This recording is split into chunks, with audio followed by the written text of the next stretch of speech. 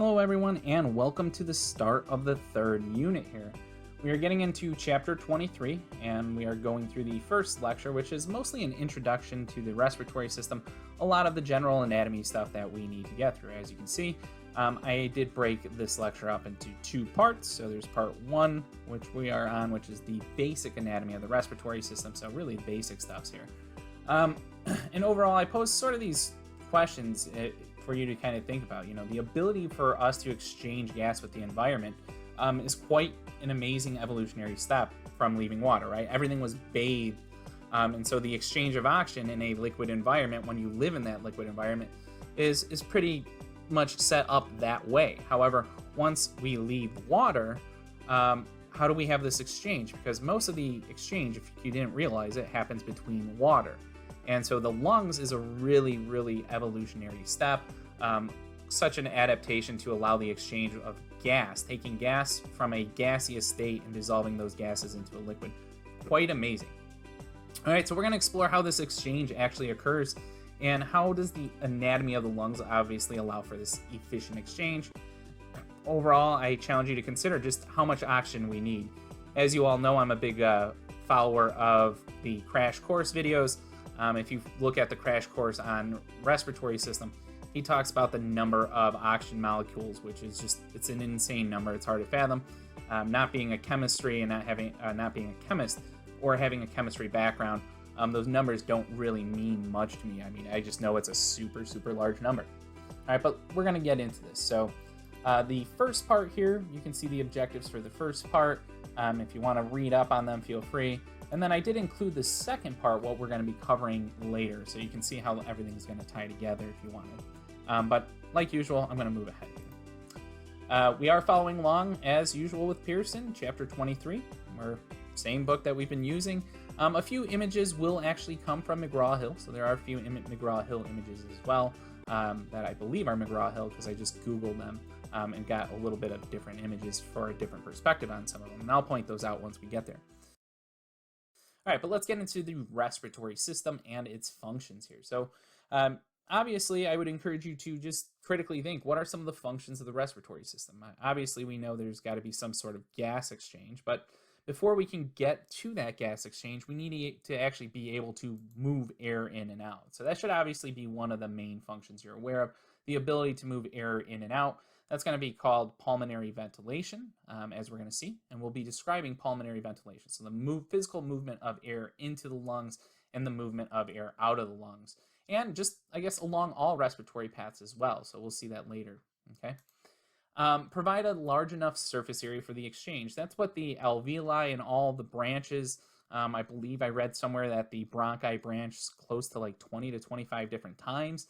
So these branches get really, really small, and then we get down to these air sacs. And so that produces an incredible surface area for this exchange of, again, taking atmospheric gas, atmospheric oxygen, and removing it from, or moving it into the lungs and getting it into the blood. And then, of course, removing CO2 from the blood and allowing us to exhale that out. Quite an amazing evolutionary adaptation for sure. Now, sound production is something, that's super obvious when you say it, but if I were to think of the respiratory system functions, I certainly wouldn't come up with sound production without really thinking about that. Once it's said, I think this is an obvious bullet point, and obviously if you're taking an exam, you should be able to recognize, hey, sound production is one of those points that relate to a respiratory system function. Another obvious one, and probably one that many of you probably thought of, was odor detection, the ability to sense what gases are in the environment. That's why, sulfur gets added to when there's gas leaks. The actual gas that can ignite and blow up, it actually has no odor. And so adding sulfur to that allows us to know, hey, wait, there's a gas leak, right? And so that's why sulfur, odor detection, helps us detect something.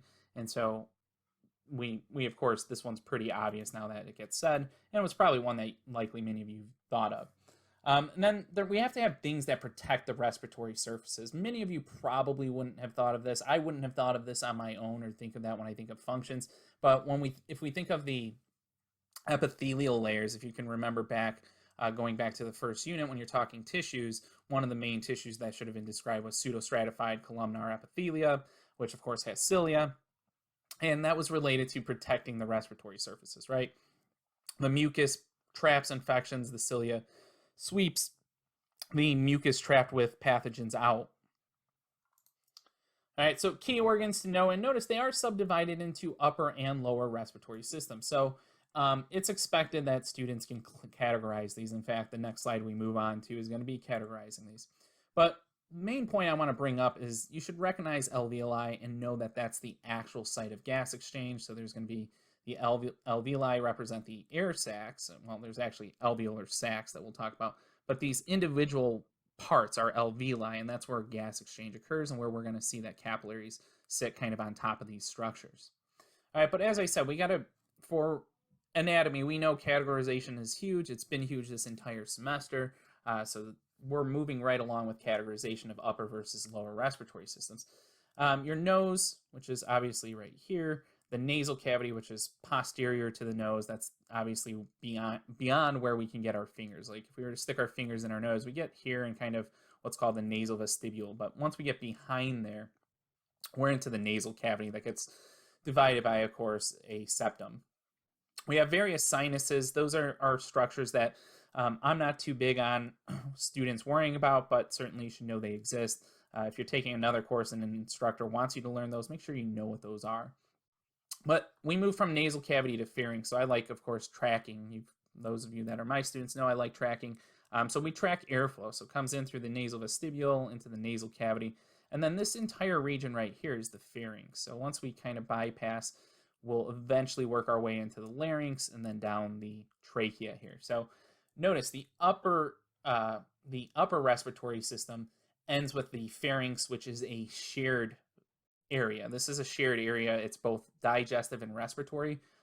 Food will pass through the pharynx as well as air. So the upper respiratory system basically ends where we go once we get to the larynx. So the larynx and below is going to be the upper respiratory system.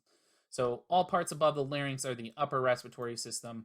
And the functions here you should understand are to filter, warm, and humidify air.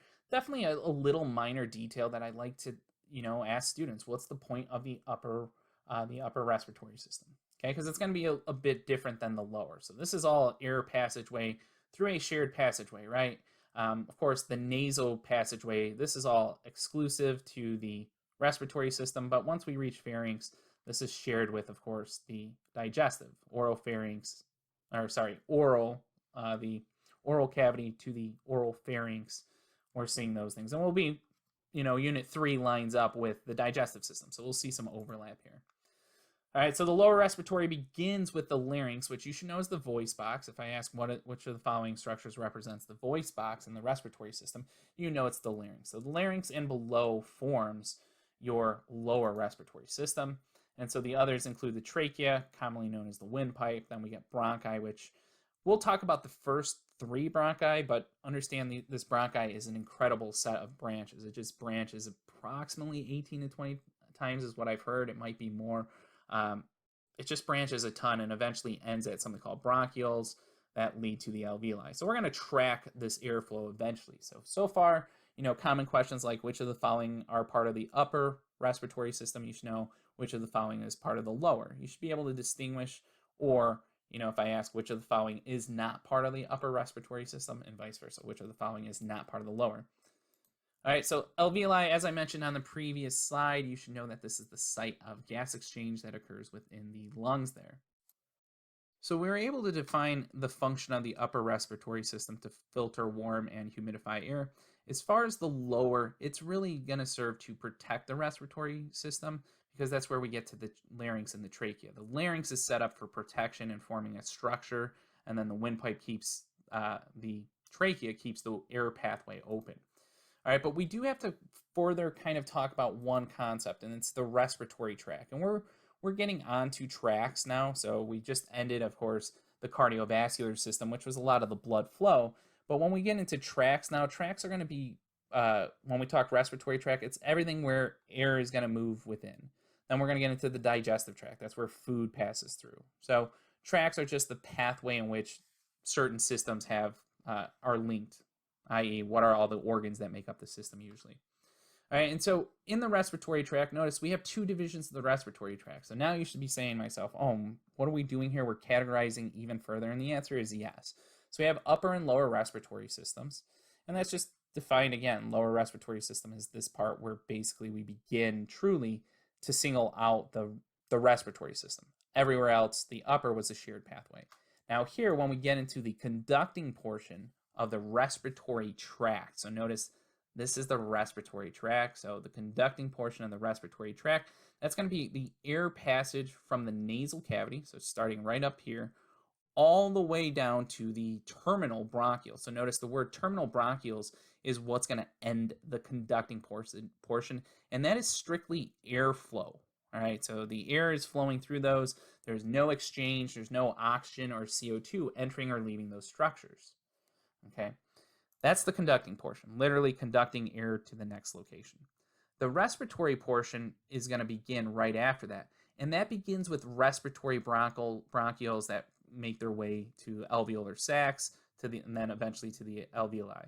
Okay, so that's what we're looking at. So know these segments. Again, I'll stress respiratory bronchioles. So when we talk to the conducting portion ends at terminal bronchioles. The respiratory portion begins areas where gas exchange can and will occur.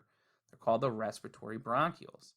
Okay, and so notice, smallest bronchioles, here this would be respiratory bronchioles because there's little air sacs on there, so some gas exchange can occur, and then that leads to the alveolar duct, which leads to alveolar sacs, which leads to the individual alveoli.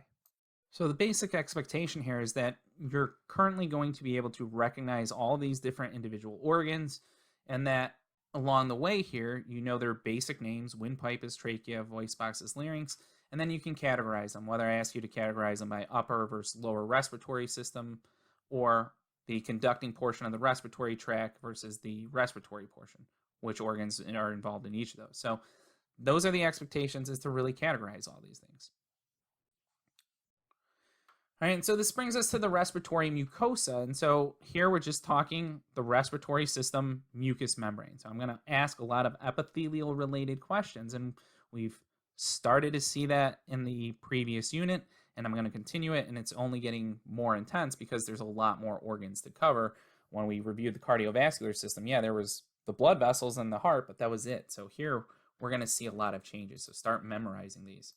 All right, so respiratory mucosa is, again, the mucosal membrane that lines the conducting portion of the respiratory tract.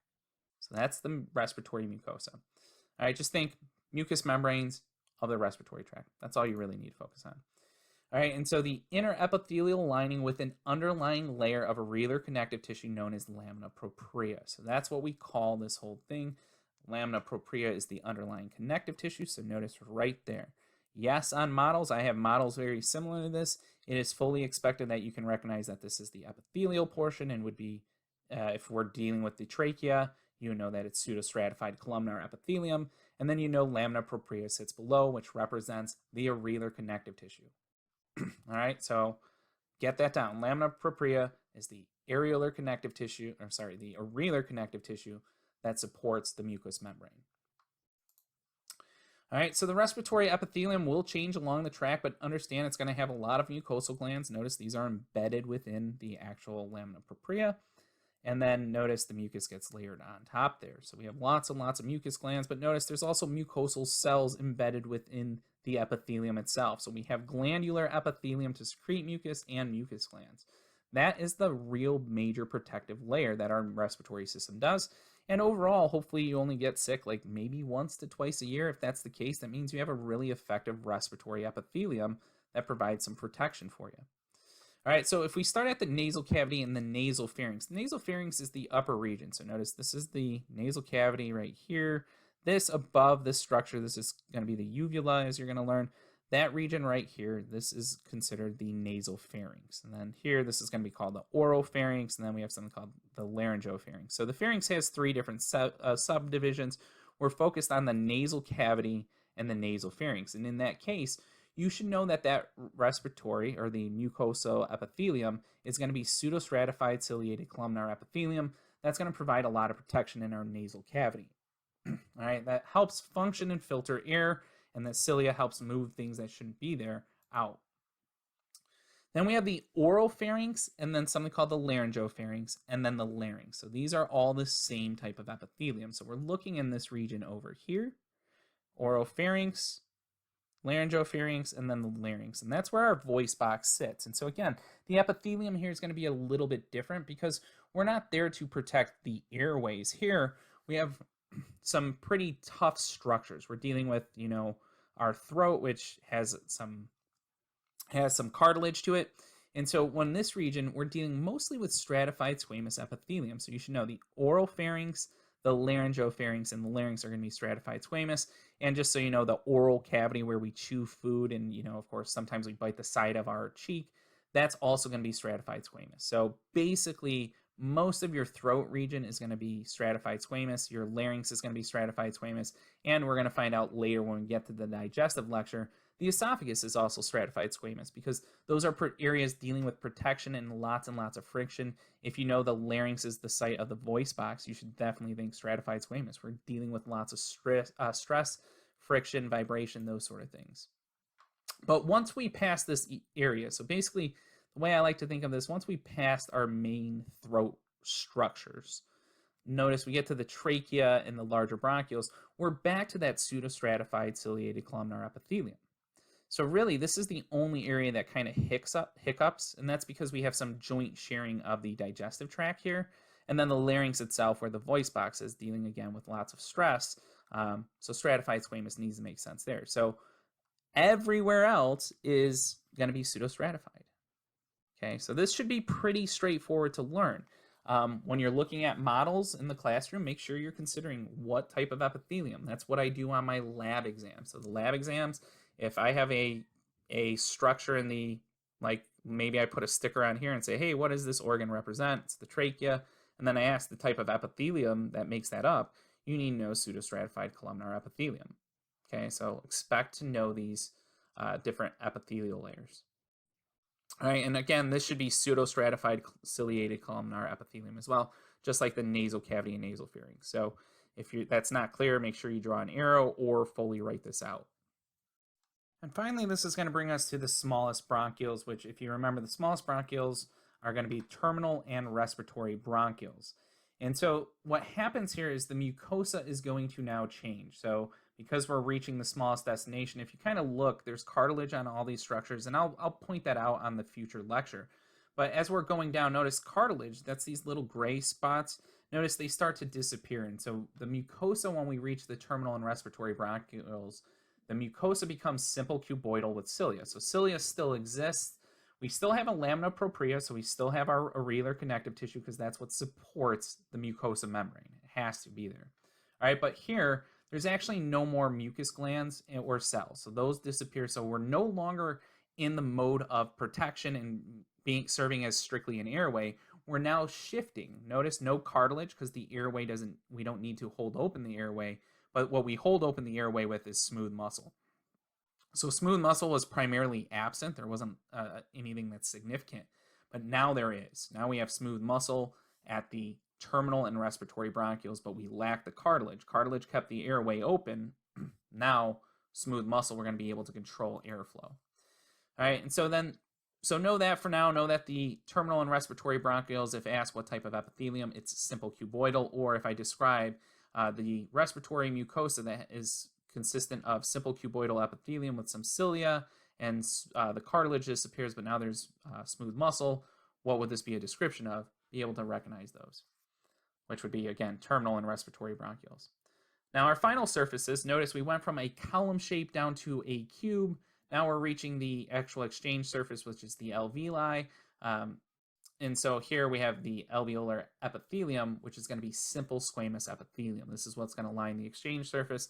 And then surrounding this simple squamous epithelium will actually be the capillaries and the capillary endothelium, which is, again, simple squamous. So exchange is really, really short, as we're going to see. But we're going to get to that later.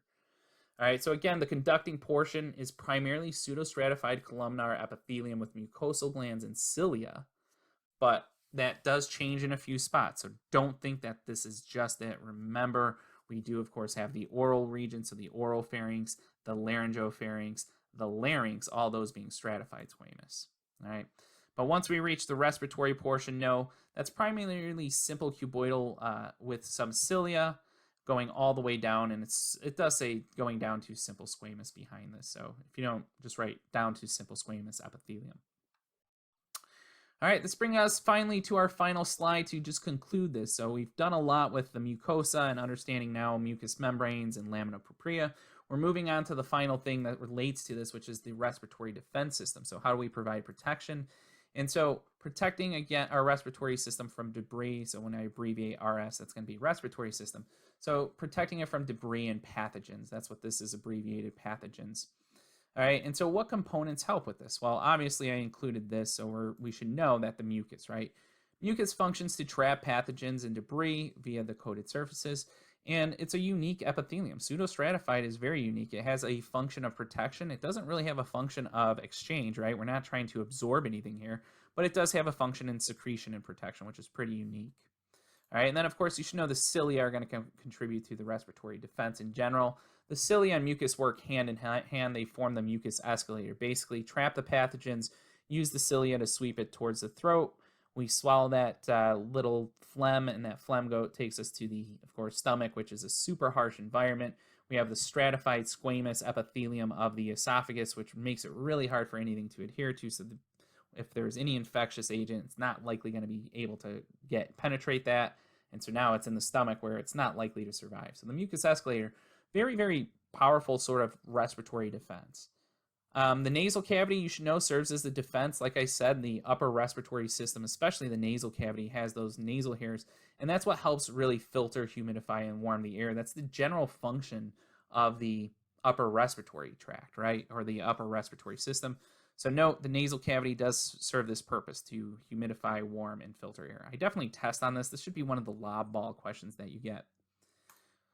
All right, and then we do have something called alveolar macrophages. And so macrophages, as we know, they're the big attackers of our immune system. So here we have these large patrol units here that are making sure anything that reaches any small particles, any debris in the air, the macrophages can hopefully take care of and destroy them. So anything that reaches lungs, we have something patrolling it, at least for fighting purposes. All right, and so that's going to end up concluding. So this gives us a lot to think about. We're going roughly 20 minutes, a little over 20 minutes now. So this is going to conclude part one. And so part one on the basic group note review, it would be objectives, or these questions 1 through 5. So at this point, you should feel pretty decent with going through this. If not, you're going to want to work through this, watch this video again, get through this. This is one of the more basic lectures. So you should be able to, at this point, after hearing it, being able to just use the notes and kind of make sense of this content. If not, make sure you spend some time here. So look out for the second part of lecture 1, which will conclude with answering questions 6 and 7. So notice we're basically going to be working our way down the respiratory system. And that's how a lot of future chapters are going to be. So just look out for the part 2, and I'll see you at part 2. Thank you all for listening to the first part of lecture 1, part 2 to come.